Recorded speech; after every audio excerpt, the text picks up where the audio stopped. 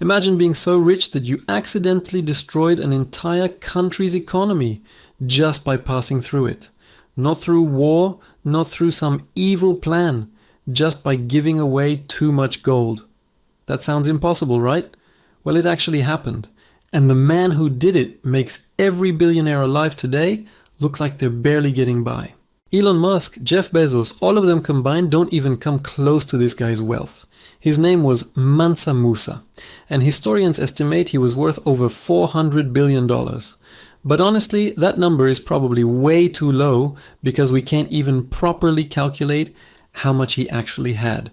So today I'm going to tell you the story of the richest human being who has ever walked this planet. How he got his money, what he did with it, and why his single trip across Africa and into the Middle East changed the global economy for over a decade.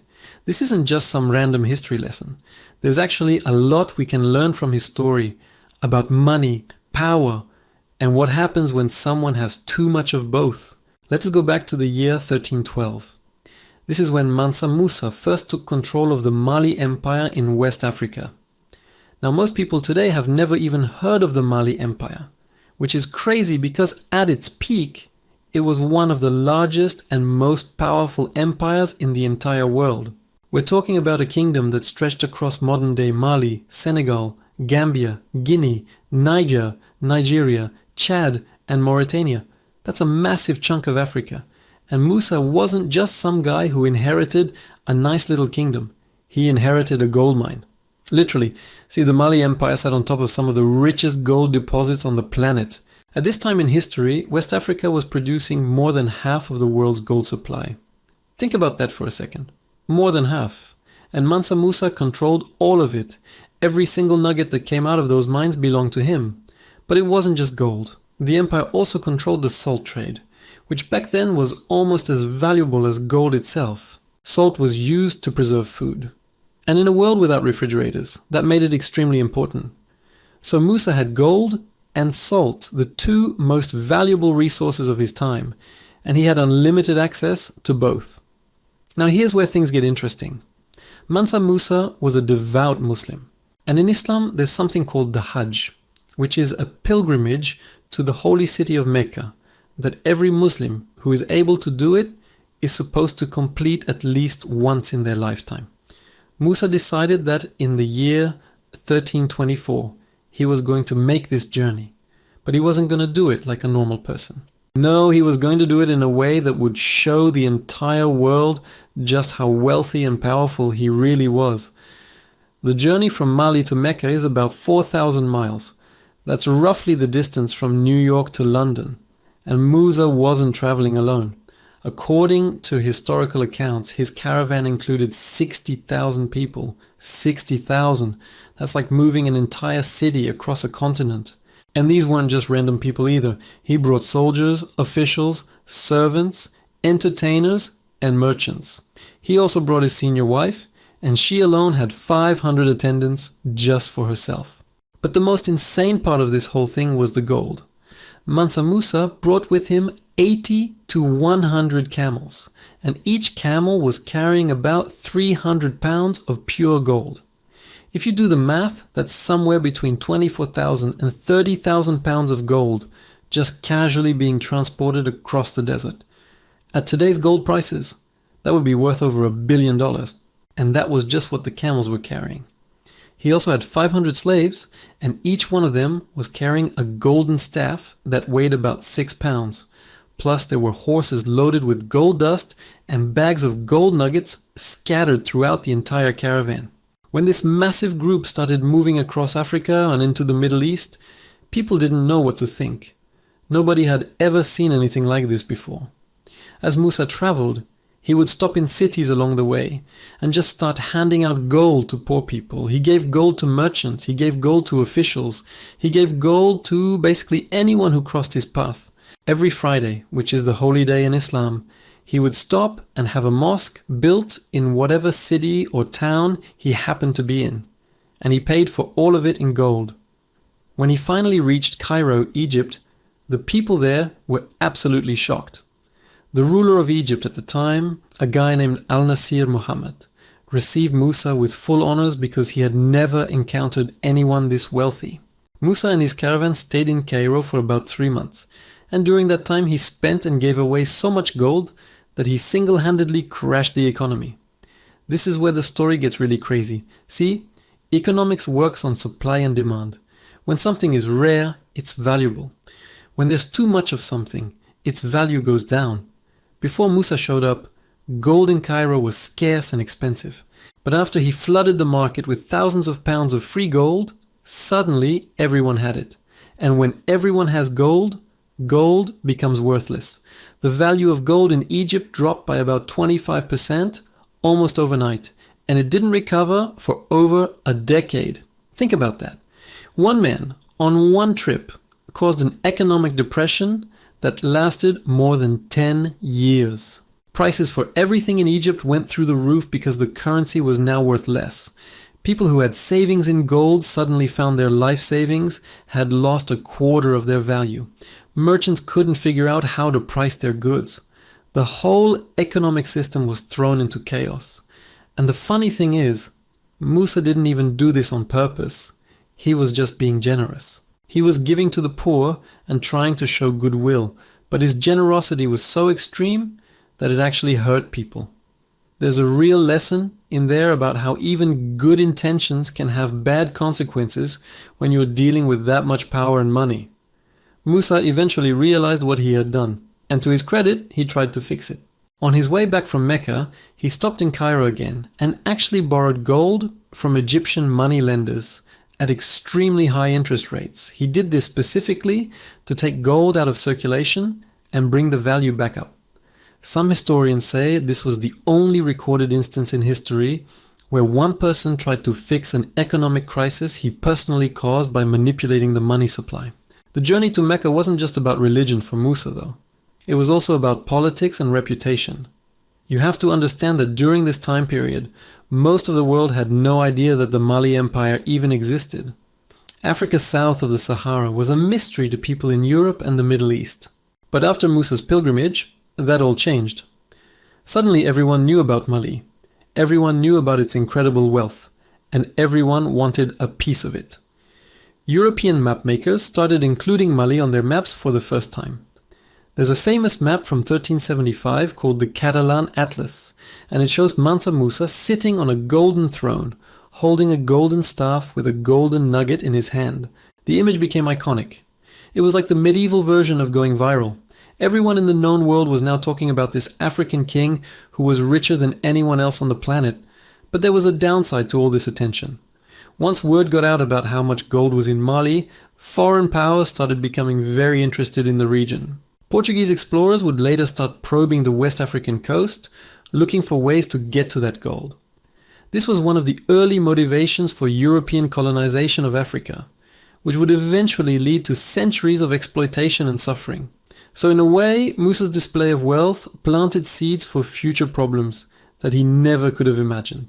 Back in Mali, Musa used his wealth to transform his kingdom into a center of learning and culture. After his pilgrimage, he brought back architects, scholars, and poets from the Arab world. He was particularly impressed by the architecture he saw in Egypt and Arabia, and he wanted to bring that same style back home. One of the architects he brought with him was a man named Abu Ishaq al-Sahili, who is credited with designing some of the most famous buildings in West African history. The most notable of these was the Great Mosque of Djenné, which still stands today and is considered one of the greatest examples of Sudano-Sahelian architecture. Musa also expanded the famous Sankore University in Timbuktu, turning it into one of the most important centers of learning in the entire medieval world. At its peak, Sankore had around 25,000 students studying everything from mathematics to astronomy to Islamic law. The libraries of Timbuktu held hundreds of thousands of manuscripts, many of which still survive today and are considered priceless historical artifacts. Musa understood something that a lot of rich people throughout history have missed. Wealth by itself doesn't create a lasting legacy. What creates a lasting legacy is what you do with that wealth. He could have just hoarded all his gold and lived in luxury forever. Instead, he used it to build institutions that would outlast him by centuries. He invested in education, in architecture, in culture, and in religion. He turned his kingdom from a wealthy but unknown empire into a globally recognized center of civilization. Now let's talk about the money itself, because this is where things get really interesting from a financial perspective. Historians have tried for years to calculate exactly how rich Mansa Musa actually was, and they keep running into the same problem. The numbers are just too big to make sense of. When you hear that Musa was worth $400 billion, that number comes from trying to convert medieval African gold reserves into modern currency. But that calculation is almost impossible to do accurately. For one thing, we don't have exact records of how much gold the Mali Empire produced. We have estimates based on historical accounts, but those accounts are often exaggerated or incomplete. For another thing, the value of gold itself has changed dramatically over time. Gold today is valuable, but it's not the only store of value. We have stocks, bonds, real estate, cryptocurrency, and all sorts of other assets. In Musa's time, gold was everything. It was the only real measure of wealth. Some economists have argued that if you really want to understand how rich Musa was, you shouldn't look at the dollar amount. Instead, you should look at his economic power. What could he actually do with his money? Well, he could move 60,000 people across a continent. He could build mosques in every city he visited. He could crash the economy of the most powerful Arab state. He could attract the best scholars and architects from across the known world. He could fund universities and libraries that would last for centuries. That kind of economic power is almost incomprehensible by modern standards. Compare that to today's billionaires. Elon Musk is worth around $200 billion depending on Tesla's stock price. But could Musk crash the economy of a major country just by spending money there? Probably not. Could he employ 60,000 people to follow him on a personal trip? Maybe, but it would be a huge logistical challenge. Could he fundamentally reshape global perceptions of an entire continent? That's a stretch. Musa did all of those things, and he did them 700 years ago with none of the technology or infrastructure we have today. There's another interesting thing about Musa's wealth that often gets overlooked. He was rich, but his kingdom was also stable. This is something that a lot of people don't realize about the Mali Empire. It wasn't just a rich place, it was also a safe and well-governed place. Travelers and merchants from all over the world wrote about how you could travel through Mali without any fear of being robbed or attacked. The roads were safe, the trade routes were protected, justice was administered fairly. This stability didn't happen by accident. It was the result of careful governance and investment in institutions. Musa maintained a large army, but he also maintained a system of courts and administrators who kept order throughout his vast territory. He understood that wealth without security is meaningless. What good is all that gold if someone can just come and take it from you? So he made sure that his kingdom was not only rich, but also strong enough to protect its riches. Let us talk about what happened after Musa disappeared, because this is where the story takes a darker turn. Mansa Musa ruled until around 1337, when he disappeared and was succeeded by his son, Mansa Magan. Unfortunately, Magan was not the leader his father was. He lacked Musa's political skill and his ability to maintain control over such a vast empire. Almost immediately after Musa's, things started to fall apart. The Mali Empire began to shrink. Territories that had been loyal under Musa started breaking away. Rival kingdoms sensed weakness and began encroaching on Mali's borders. The Songhai Empire to the east grew stronger and eventually conquered large portions of what had once been Mali. By the 1400s, the empire was a shadow of its former self. By the 1600s, it was basically gone. This is one of the most important lessons from Mansa Musa's story. No amount of wealth can protect you from bad leadership. Musa built something incredible, but it only lasted as long as he was there to maintain it. Once he was gone, and once his successors proved unable to fill his shoes, everything he had built started to crumble. It's a pattern we see again and again throughout history. Great empires rise under strong leaders and fall when those leaders are replaced by weaker ones. But here's the thing. Even though the Mali Empire eventually fell, Musa's legacy never really disappeared. The stories about him were passed down through generations. The buildings he constructed still stand. The manuscripts from the libraries he funded still exist. He became a symbol of African wealth and power that challenged European assumptions about the continent for centuries. For a long time, Europeans believed that Africa was a primitive place without civilization or culture. Mansa Musa's story proved them wrong. Here was an African king who was richer than any European monarch, who ruled a vast and sophisticated empire, who built universities and attracted scholars from around the world. His existence forced people to reconsider their prejudices about what Africa was and what African people were capable of. Even today, Musa serves as an important historical figure for people studying African history. He's proof that the continent had great civilizations and powerful rulers long before European colonization. His story is a reminder that history is much more complex and diverse than we're often taught in school. Now I want to talk about some of the myths and misconceptions that have grown up around Mansa Musa over the years, because not everything you hear about him is accurate. First, there's the claim that he was the richest person who ever lived. While that might be true, we can't say it with certainty. As I mentioned earlier, calculating medieval wealth in modern dollars is basically impossible. Musa was definitely one of the richest, but whether he beats out people like Augustus Caesar, who personally owned the entire economy of Rome, or Chinese emperors who controlled enormous amounts of territory and resources, is debatable. Second, there's sometimes an assumption that Musa was some kind of benevolent ruler who treated everyone fairly and justly. While he was certainly more enlightened than many rulers of his time, we shouldn't romanticize him too much. He ruled an empire that was built on conquest and maintained through military force. He had slaves carrying his gold on that famous pilgrimage. The wealth he displayed came from mines that were likely worked by people in brutal conditions. By modern standards, there was a lot about his rule that we would consider deeply problematic. Third, the story of Musa crashing the Egyptian economy is sometimes exaggerated. Yes, he did cause significant inflation, and yes, it did take years to recover, but some accounts make it sound like Egypt descended into complete economic collapse, which isn't quite accurate. Egypt was a strong and resilient state that managed to weather the crisis, even if it was painful in the short term. It's important to tell these stories accurately because history isn't about finding heroes and villains. It's about understanding how the world worked and how it got to be the way it is today. Mansa Musa was a complex figure who did remarkable things, but who also lived in a time and place with very different values than our own. That said, there's still a lot we can learn from him. He understood the power of building institutions and investing in education. He recognized that reputation and soft power were just as important as military might. He tried to fix the problems he caused rather than ignoring them.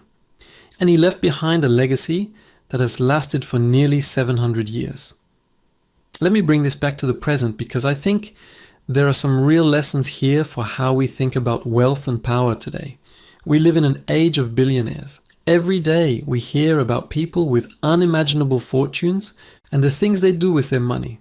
Some of them give it away to charity. Some of them launch rockets into space. Some of them buy social media platforms. But how many of them are building something that will last for centuries? Mansa Musa invested in universities, libraries, and architecture. He brought scholars and thinkers to his kingdom and gave them the resources to do their work. He understood the true legacy is not about how much money you have, but about what that money creates. 700 years later, we're still talking about him. Will anyone be talking about today's billionaires in 27-24? Maybe some of them, but probably not as many as they think. There's also a lesson here about the dangers of extreme wealth. Musa crashed an entire economy just by being too generous. He didn't mean to hurt anyone. He was just giving away gold because he had so much of it that he couldn't even fathom the consequences. But those consequences were real. People in Egypt suffered because of his actions, even though he meant well. When you have that much power, even your good intentions can cause harm. We see echoes of this today when billionaires try to solve social problems through philanthropy. Sometimes it works, sometimes it makes things worse. When one person has the power to reshape society based on their personal beliefs and preferences, That's a dangerous amount of influence for anyone to have, no matter how smart or well-intentioned they are. And then there's the question of what happens when the money runs out, or when the leader is gone. The Mali Empire fell apart after Musa died because nobody could replace him.